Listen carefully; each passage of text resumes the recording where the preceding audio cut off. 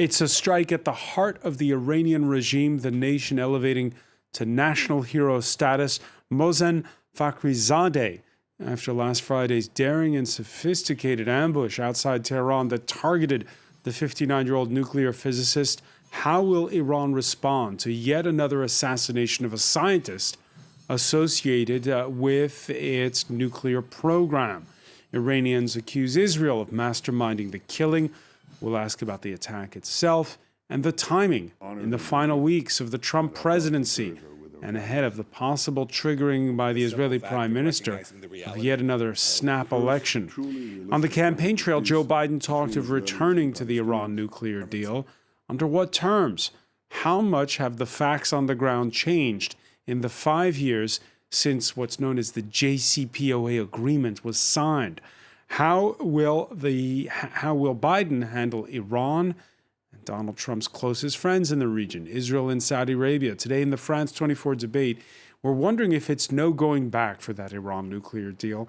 And joining us from Washington, Michael Pregent, Senior Fellow at the Hudson Institute think tank. Thanks for being with us. Thanks for having me. I appreciate it. Thank you. From London, Sanam Vakil, Senior Research Fellow at the Chatham House think tank. Welcome to the show. Thank you. Good to be here. And from Tel Aviv, journalist and columnist Gideon Levy, member of the editorial board of Israeli daily newspaper Haaretz. Thanks for joining us. Thanks for having me. The France 24 debate on Facebook and Twitter, hashtag F24debate. Yeah, national honors and a vow of revenge. Marius Sophos looks at Monday's tribute in Iran to Mohsen Fakhrizadeh. Given a martyr's funeral on Monday, Mohsen Fakhrizadeh was laid to rest at this well-known Shiite shrine in northern Tehran. Our enemies should know that this is a defeat. If they aim to kill our dear martyr so that his name would fade away, they should know that his name is being sung everywhere, and he has become an idol for all who embark on the path towards conflict. Iran claims that Israel is to blame for the assassination of Fakhrizadeh, one of its top nuclear scientists. Tehran says that he was killed remotely in a new type of complex operation using electronic equipment. It also claims that Fakhrizadeh had been a target for 20 years. Our intelligence service had information that he was a target and even knew that an attempt was going to be made against him at the location where he was killed. However, this time the enemy used a completely new, professional and sophisticated method, and after 20 years of trying, unfortunately succeeded in reaching its goal. Iranian authorities have expressed regret that Mohsen Fakhrizadeh had not been provided sufficient protection. He was the head of Iran's nuclear program, which Israel and the West have alleged was a military operation looking into the feasibility of building a nuclear weapon. Over the last 13 years, 5 other Iranian scientists have been assassinated, all of whom worked on Iran's nuclear program. Sanam Vakil, I'm having trouble with the version out of Tehran because there seems to be more than one. There's, on the one hand, this talk of electronic equipment, some media talking about the fact that this was all remote controlled, and then others saying, no, there was a mix of remote control devices and a team of 12 people, of up to 12 people. What are you hearing? Well, I'm hearing much of the same as you, a lot of mixed messages, and I think that's a reflection of factional politics inside Iran, where different political groups are trying to manage the messaging to their own interests. I think that this attack really demonstrates to the Iranian government that the Israeli government has a relatively large and quite agile network inside Iran, and this is embarrassing and, of course, quite threatening, and it comes after also a summer attack on Iran's Natanz facility as well, and of course a slew of other attempts on Iranian scientists within the Iranian state. So this makes the Iranian government look weak, and that's why there is sort of a competing narrative coming out, with one side saying that this was managed from outside Iran, and others saying no, of course we do have an internal dissent problem. And how this plays out and how they align the messaging will ultimately be really important in the coming days and weeks ahead. When you hear in that report that senior security official talk about a new professional, sophisticated method that was used, what does that tell you? I think that it tells me that clearly the Israeli government has, again, a much more nimble team and a lot more access inside Iran than the Iranian government is willing to acknowledge. I think it also suggests that they're trying more creative ways at targeting individuals and infrastructure within the Iranian state. And so this, of course, leaves Iran again back-footed and embarrassed by this infiltration, and that it couldn't protect one of its preeminent scientists. So, again, it's looking to manage the messaging and get out in front of this sign of weakness and sort of security breach at the highest levels. Michael President, what is the most plausible explanation as to how this ambush took place? Well, I agree with Sanam. Whatever foreign power did this has an extensive human intelligence network inside of Iran. There are a lot of Iranians that do not believe in this regime, and this attack was sophisticated, but it was definitely conducted with the help of Iranians inside the pattern analysis of this major general in the Islamic Revolutionary Guard Corps, not an innocent scientist, but a major general in the Islamic Revolutionary Guard Corps. And what I like about the messaging coming out of the regime is it's all over the place, just like Sanam said and just like you said.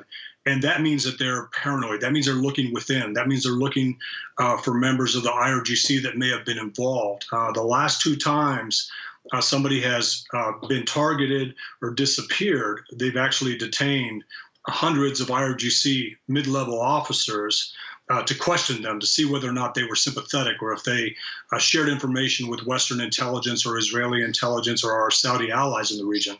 So it'll be interesting to see what the regime tries to message. And this is a great opportunity for Western intelligence services to see the chaos inside of the regime as they talk to each other. So what was the aim here? How was Mohsen Fakhrizadeh, this extrajudicial killing, this assassination, was it something that had to be done because there was a grave and imminent threat, or in the eyes of those who carried it out, or is it to spark the chaos that you've just described? Well, it sends a message. If the most protected nuclear we'll call him a scientist inside the Islamic Revolutionary Guard Corps who holds the rank of a major general.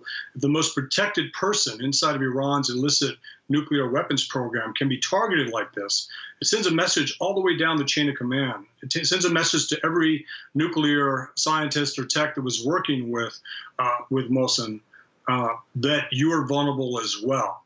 And I think it's a precaution, to be honest with you, to basically take actions ahead of a transfer of power in the United States to cripple, delay, intimidate the regime's nuclear personnel working on their illicit nuclear weapons program. And from your experience, Michael, is this something that Israel could have done on its own, or would it have put Washington in the know? Well, I think this is a different administration. I do believe that Israel this would have been green-lighted by this administration.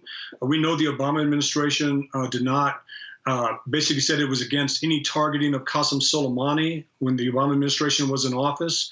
The Israelis had several opportunities to take up Qasem Soleimani in Syria and in Lebanon and did not because the Obama administration said not to. The Trump administration gave Israel a green light, and then it was the Trump administration that actually carried out the targeted strike on Qasem Soleimani and Abu Mahdi al-Mohandes, which interestingly enough, Mohsen is actually pictured with them now as he's being commemorated as a martyr in association with two designated terrorists, and again, a major general that works for a U.S. designated terrorist organization, Islamic Revolutionary Guard Corps. All right, and so the answer is yes. I believe the Trump administration. You believe the Trump administration was in the know. He certainly was on Israel's radar back in 2018. The scientists singled out by Israeli Prime Minister Benjamin Netanyahu. A key part of the plan was to form new organizations to continue the work. This is how Dr. Mohsen Fakhrizadeh, head of Project Ahmad, put it. Remember that name, Fakhrizadeh. Gideon Levy, your reaction when you think back to that pronouncement by Netanyahu in 2018? No, I can't be very proud about it. If you mark a name and then you execute him, it doesn't make it either more clever or more legitimate. So there are really two questions here, the legitimacy of it and the practical outcome of it. I try to imagine myself if the Iranian would have executed one of the Israeli nuclear scientists. Israel would define it immediately as a terror act and would go immediately for revenge. Would it stop any of Israel's plan? By all means, not. Same, I think, about Iran. I'm not sure that this is a legitimate action. And, I have no sympathy to the regime in Iran. But this does not make assassination as a legitimate tool. In the same time, one thing is sure, this will not stop the ambition of Iran to get to a nuclear capability, and will not also stop its capabilities. So why was it done? Why now? You can ask it about many of Israeli attacks. Assassinations is quite a common tool in Israel. In the recent, ever since the year of 2000, Israel assassinated around 70 Palestinians, part of them political leaders. Did it stop anything? Did it change basic things? By all means, no. In many cases, you assassinated someone and then you get his the guy who replaced him, which is much more clever and much more extreme. I don't believe in all this way of thinking and way of acting, but Israel does, and therefore it will continue with this method. All right, we're able to cross now to the Iranian capital. Syed Mohammad Morandi is head of the American Studies Department at the University of Tehran. Thank you for joining us here in the France 24 debate. We were talking earlier, Syed, about what exactly happened, because there seemed to be two stories coming out of Tehran. Was this all done with remote control, or was there actually a team of assassins on the ground? Because we're hearing both from various official sources. First of all, that's really irrelevant.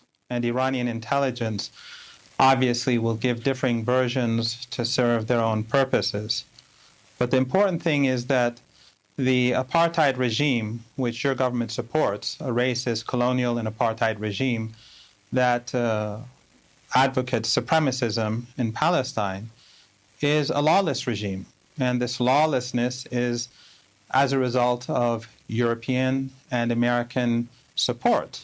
So the regime invades Lebanon, massacres people in Lebanon, it bombs Syria, and it carries out assassination attacks across the board with the help of the United States. Of course, it's the United States that enables it. The regime itself does not have the ability to carry out such strikes. It's the Americans that are behind it. It's the Americans that fund everything I'll occupied Palestine. I'll ask you the question. I'll ask you the question that I asked the others, which is why now? Why the targeting?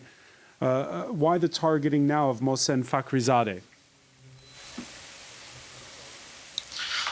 It's quite clear, I think. Just like the Israeli regime allowed ISIS and Al-Qaeda to exist alongside the occupied Golan Heights.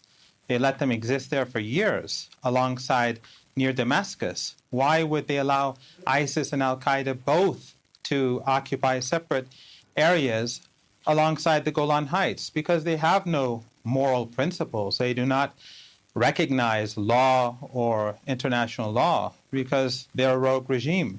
When it comes to Iran, the Israeli regime gloats about murdering people, just like it murders people in Lebanon, just like it murders people in Syria. So they think that since the Americans give them a free hand, that they can do whatever they want, and the Americans will help them do this. My question to you, Ziad Mohammed Marandi, is why now?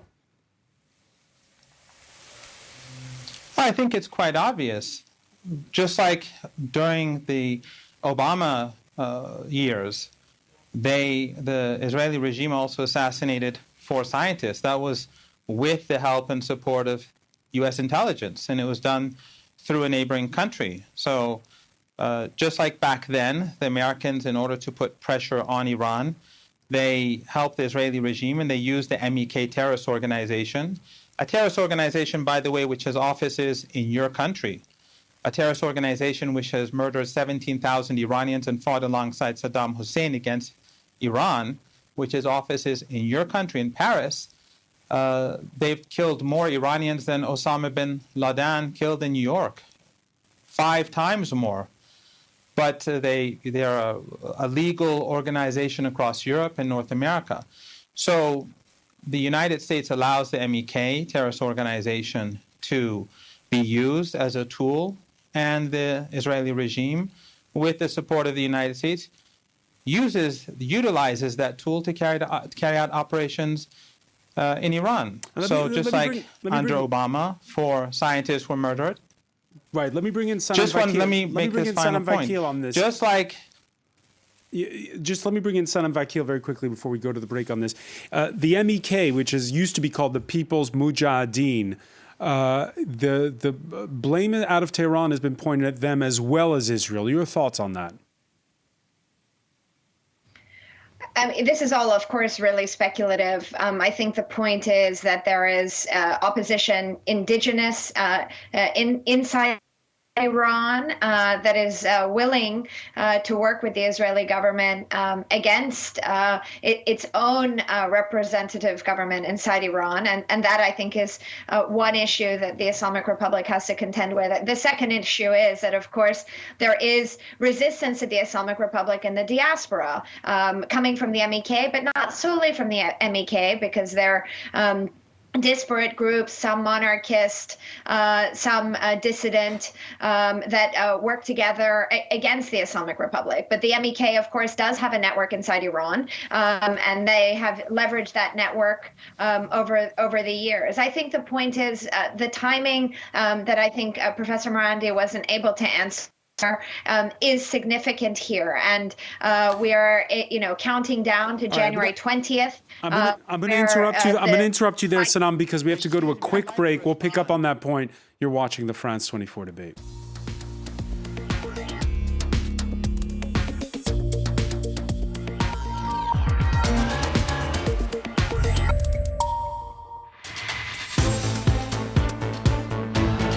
Welcome back, or welcome if you're just joining us. It's the France 24 debate, and we're wondering if there's no going back for the 2015 Iran nuclear deal after last Friday's assassination of an Iranian nuclear scientist, an assassination which follows a lot of events these past 4 years. We're talking about it with Ziad Mohammed Marandi, head of the American Studies Department at the University of Tehran, who joins us from the Iranian capital. From Washington, Michael Pregent, senior fellow at the Hudson Institute think tank in London. Sanam Vakil, senior research fellow at the Chatham House think tank And from Tel Aviv, journalist and columnist Gideon Levy, member of the editorial board of Haaretz. Just before the break, you were telling us, Sanam Vakil, that the timing is very important. Thank you for coming back to me. Yes, we are counting down to the inauguration of President Biden, and we know from reports from the traffic and travel of Trump administration officials to the Middle East, from the onslaught of sanctions that continue to come down, that the Trump administration very clearly wants to make President Biden's planned re-entry into the JCPOA as difficult as possible.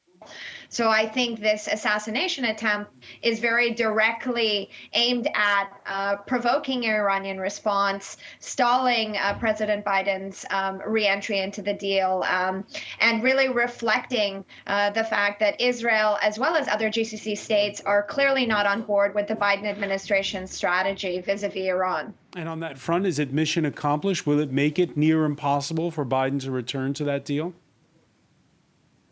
I don't think so. I think that the Islamic Republic, at least thus far, is showing restraint in their statements and have made it clear that any sort of response is going to be not necessarily coming in this period of time. It will be potentially gradual, and it will require time to calibrate that response. And we could see that response, of course, in a number of frontiers. But I think that Iran's strategy is to not currently take the bait, which is exactly what the Netanyahu government is seeking to provoke right now. Yeah, we saw Iranian MPs this Tuesday vote a motion that calls for an end to UN inspections, a stepping up of uranium enrichment if European signatories of the nuclear deal don't break with U.S. oil and banking sanctions. However, the nuclear program is in the hands of the supreme leader, not the parliament. And we heard the government says it is against acting in haste. Let's listen. دولت گفته که با صراحت که موافق ارائه این طرح به این نحو نیست. ما ضمن اینکه همه به دنبال حفظ حقوق ملت و حمایت از حقوق ملت هستیم، در برخی نکات طبیعی هستش که اختلافاتی باشه. دولت گفته که این طرح نه ضروریه و نه مفید. Michael President, do you agree with Sanam Vakil that the aim is to, here with this assassination, is to try to provoke Tehran into acting hastily, into going for a quick escalation, and that it's not going to work, perhaps? Yeah, I don't believe it's going to work because they're telling Iraqi militias to not do anything until Biden takes position, takes the oath. So January 20th. So the IRGC is telling its proxies in Iraq, do not attack the U.S. embassy, stand down, wait till Biden is president, and then we'll negotiate from there. So I think the Iran deal was derailed before the assassination of this major general. There's no appetite in Washington, D.C. re-entry into the JCPOA, not without addressing ballistic missiles, regional behavior, and ending the sunset clauses. The Biden administration will not have the political capital that Obama had in 2015. The Iran that was supposed to emerge 5 years after the JCPOA did not. Iran's economy is not thriving. The regime wasted the money on adventurism instead of actually putting it into their economy to help the Iranian people. And the investment for China has been so bad that China now wants to give Iran $450 billion over 25 years, in order to build 5G towers, rail lines, and infrastructure that will benefit China's Silk Road program. But hang on, Michael. Why are you saying that Joe Biden will have a weaker hand? I don't, as opposed to before. There's no. Listen, he elevated the Iran team. So it's Jake Sullivan. It's all the people that were working for Obama in other places that he's elevated to take on more capable adversaries in Russia and China. There's no appetite in D.C. from Democrat senators to rejoin the JCPOA without negotiating from a position of strength. So we've told the Biden administration, use the leverage the Trump administration has given you through the maximum pressure campaign and leverage a better deal that can be ratified by the U.S. Senate. And I would also encourage the regime, don't accept any deal from the United States that hasn't been ratified by the U.S. Senate. Otherwise, somebody will simply tear it up again. Iran will be party number 6 or 7 on the Biden foreign policy agenda. It's going to be the Paris Accords. It's going to be Russia. It's going to be punishing Saudi Arabia. It's going to be, distancing itself from Israel. And in the Iran deal, because there will be no immediacy to jump back into the Iran deal, we'll start bets from Tehran that the Biden administration should do this or else. Just like you heard from your guests from Tehran that France is being criticized by the regime for hosting offices, for taking positions. If Biden accepts Macron's position on the Iran deal, it would address ballistic missiles, regional behavior, and sunset clauses. There is zero appetite in Washington, D.C. for a Biden administration to come in and make Iran its number one priority. That will frustrate Tehran. It will start issuing threats to this administration, and we will highlight it. We will spotlight it on my side of the aisle, which is the Republican side. We'll say, don't be pushed around by a regime based on a flawed Iran deal. If you're going to fix it, let's fix it the way Macron wants to fix it. Let's fix it the way Chuck Schumer and Menendez want to fix it. That means no sanctions relief before concrete steps to tear it down. That means U.S. inspectors on the ground. That means ballistic missiles, regional behavior, and the end of sunset clauses. And that's what Biden's going to do as he gets down to his number 6 or 7 issue in foreign policy, which will be Iran, and then, unfortunately, Iraq underneath that. Syed Mohammed Marandi, which way do you side here? Can we go back to the 2015 agreement? Well, first of all, I have to return to a couple of points that I was trying to make earlier before I was stopped. And one is that whenever someone speaks in any way positively of the MEK terrorist organization, that shows that that person has no understanding of the Iranian people. The MEK is deeply despised by Iranians. And the fact that France and other European countries have been supporting this terrorist organization shows that the French regime does not support human rights. I personally survived 2 chemical attacks during the Iraq-Iran war when France was supporting Saddam Hussein. Friends of mine didn't survive those chemical attacks. Those chemical weapons were given by European regimes, including the French, German, and other European regimes. So the problem that you have in France and the problem you have in Europe is that you don't understand Iran. You are misled by misinformation that comes from people in Europe that tell you that Iran is completely unpopular, that through sanctions you can undermine the Islamic Republic of Iran. But you don't take in, just one moment, but you don't take into account the fact that when General Soleimani was murdered by the Americans, not the Israelis didn't have the guts to touch him, but when he was murdered, we saw the millions of people in Tehran at his funeral. That shows that the narrative in the West, including in France 24, about Iran is completely inaccurate. And until you change your narrative and your understanding, and you have a more reasonable approach towards Iran, you're always going to get it wrong.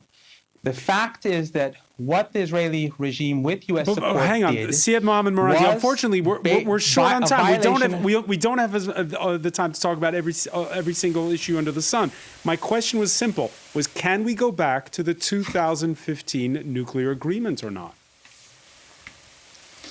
Well, that's exactly what I was getting to. Your problem is that you have guests constantly on that say nonsense about Iran. Let me be very open and clear to you. For 4 years, Trump was the head of the regime in Washington. For 4 years, he imposed maximum pressure. For 4 years, people like me have been telling you and other Western media outlets that Iran will not bow down to U.S. pressure. And for 4 years, this has been met with skepticism. And your guests and other guests in the Western media have been saying, of course Iran will bow down. But Iran didn't. What can Biden do that Trump couldn't do? Do you think that Biden can be more brutal and crude than Trump? At the worst that he could be is the same.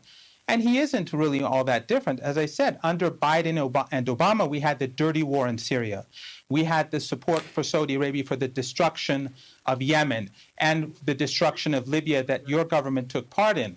So there's no real difference between the two. But the Iranians withstood the most brutal, inhumane sanctions, which targeted women and children, and your government never condemned it, just like your government didn't again, condemn I asked the the murder question, and assassination Syed and terror Mohammed attack Marandi, against with this due general. respect, you've got to answer the question, which is, can we return to the 2015 nuclear agreement?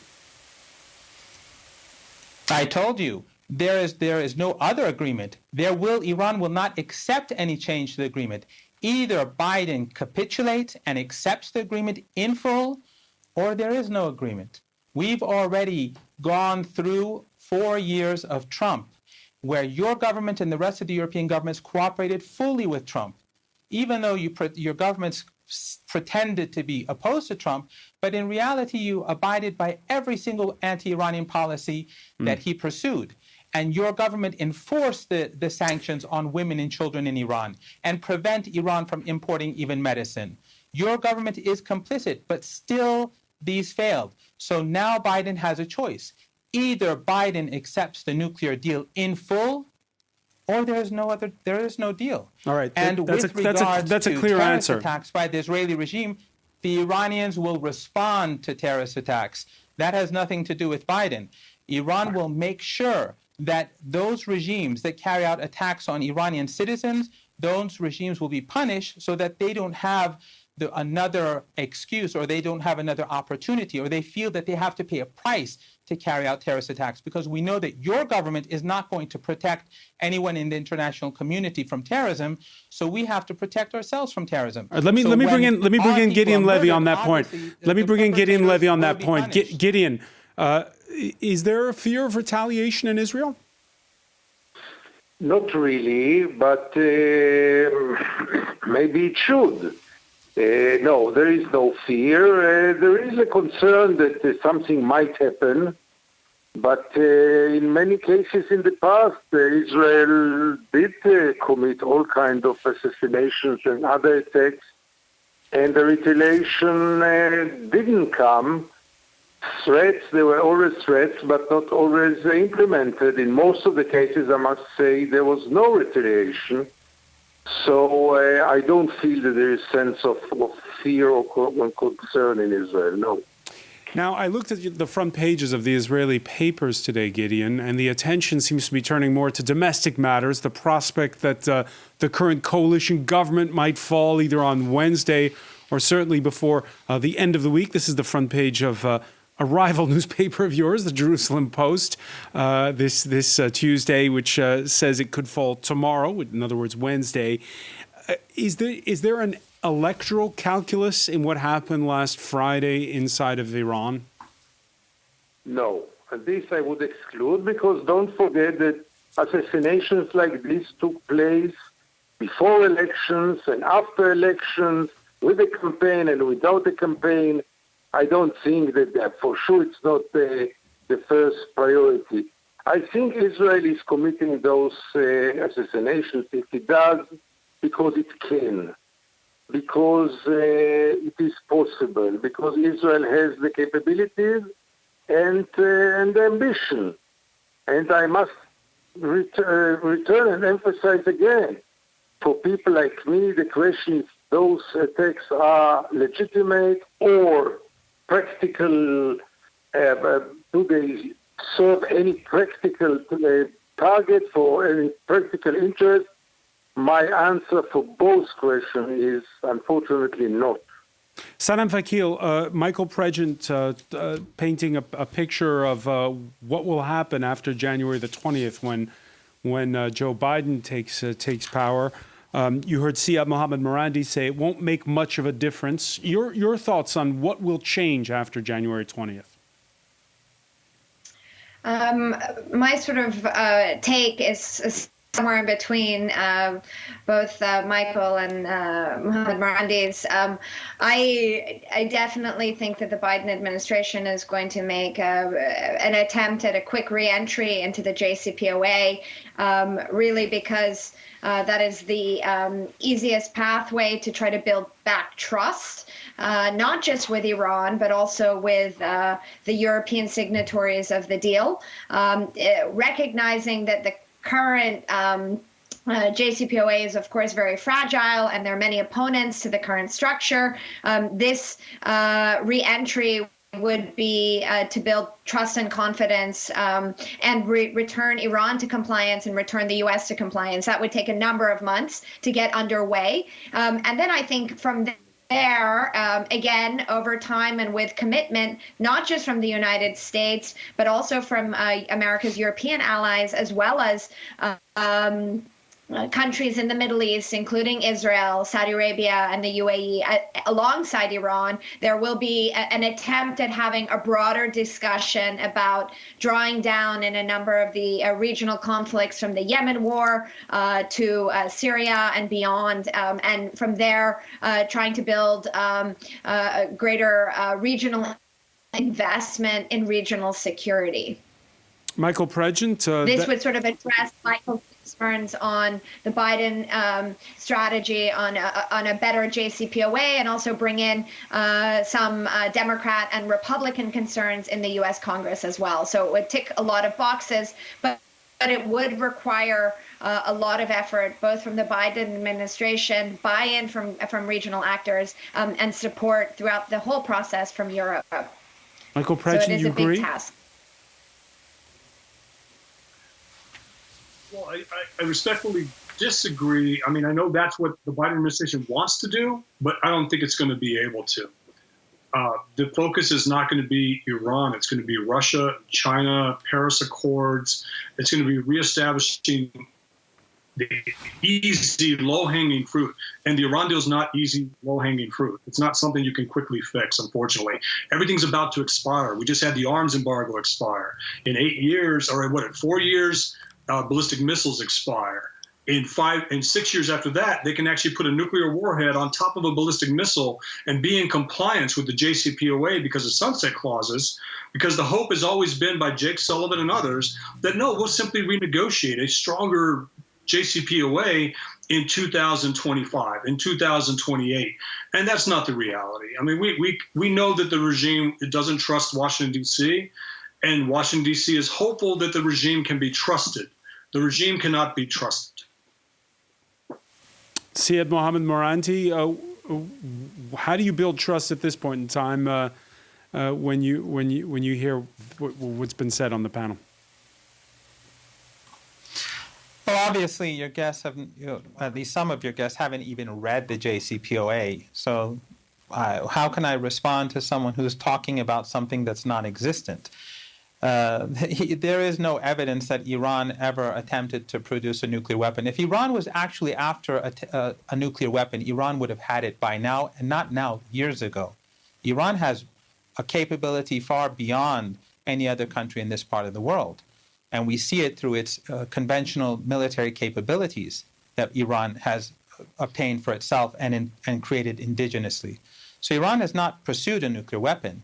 This is an excuse to hammer Iran, just like human rights are used. It's not used against the Israeli regime, which is an apartheid regime. It's not used against Saudi Arabia. The point is that it's Iran's political independence that's being targeted by Western countries. Otherwise, again, let's go back to France. France and Turkey together launched a dirty war in Syria. France intelligence facilitated the movement of extremists from France to Turkey into Syria. But now, suddenly, France and Turkey are antagonists towards each other when they were allies before. So the problem is that in Europe, there is no principle at play here.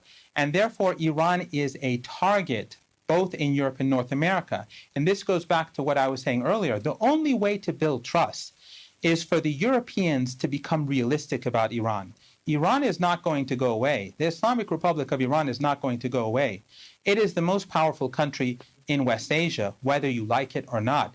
The funeral of General Soleimani showed the capacity and the popularity of the Islamic Republic, whether you like it or not. If you keep trying to mislead yourselves to say it's about to fall, it's about to implode, your policies will continue as they are. But those policies will be destructive and they will lead to mutual devastation and they will make the situation worse in the region. And then you'll have more refugees coming to your country and therefore more right-wing people who will be hostile to your government. Right. And you will create instability in Europe. We're running short on time, so I want to bring in Gideon Levy before we go. Gideon, let me ask you, is under Joe Biden, the neighborhood going to be safer or more dangerous? Look, the good news are that Donald Trump lost the elections, and the bad news are that Joe Biden is replacing him. I think that the atmosphere will be a bit different.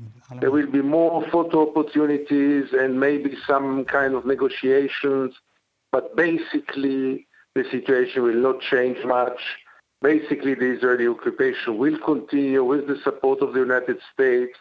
The Palestinians will continue to live under siege and under a brutal regime, and we will have to wait for another Messiah to come. Okay, well, we'll leave it there. Gideon Levy, I want to thank you so much for joining us from Tel Aviv. I want to thank Michael Pregent in Washington, Sanam Vakil in London, Siad Mohammed Moranti in Tehran. We want to thank you for joining us here in the France 24 debate.